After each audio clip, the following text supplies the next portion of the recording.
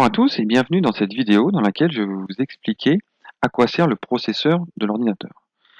Alors si on veut simplement définir la fonction du processeur, on pourrait dire que le processeur sert à calculer. Si on veut être plus précis, on dira qu'il exécute les instructions envoyées par le système d'exploitation qui est Windows sur cet ordinateur. Donc comment voir si le processeur est utilisé?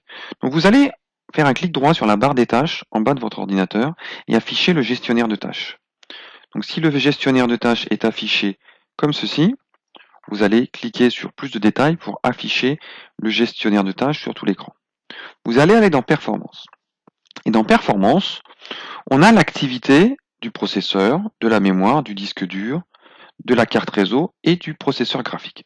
Donc on va s'intéresser, nous, à l'occupation du processeur. Donc on voit que actuellement, seulement 8% de la puissance de calcul du processeur est utilisée. Donc là, on peut dire que l'ordinateur fonctionne très très bien. On a largement assez de puissance de calcul pour faire ce que l'on fait actuellement. À vrai dire, c'est normal puisque actuellement l'ordinateur ne fait pas grand-chose si ce n'est exécuter le système d'exploitation Windows. Donc, pour vous montrer l'impact des activités des logiciels qu'on utilise sur l'ordinateur, je vais utiliser un type d'application qui nécessite beaucoup de puissance de calcul, c'est l'encodage vidéo. Donc je vais vous montrer comment le processeur peut être impacté par les activités que vous faites sur l'ordinateur. Donc je vais vous faire cette démonstration en utilisant un logiciel, une application qui nécessite beaucoup de calcul, c'est l'encodage vidéo. Donc je vais utiliser un logiciel d'encodage vidéo. OK. Donc je vais utiliser Microsoft Expression Encoder. Je vais charger une vidéo que je veux encoder, voilà. Et je vais lancer l'encodage de cette vidéo. Donc, l'encodage a été très rapide.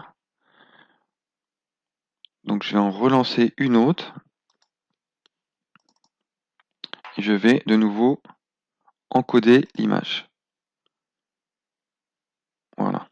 Et on va regarder quels ont été les impacts sur le processeur. Et voilà.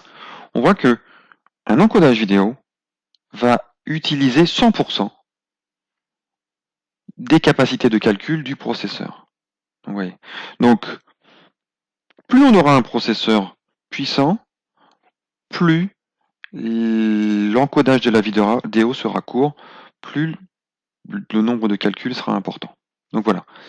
Donc merci de m'avoir écouté pour cette vidéo expliquant l'utilité du processeur sur un ordinateur.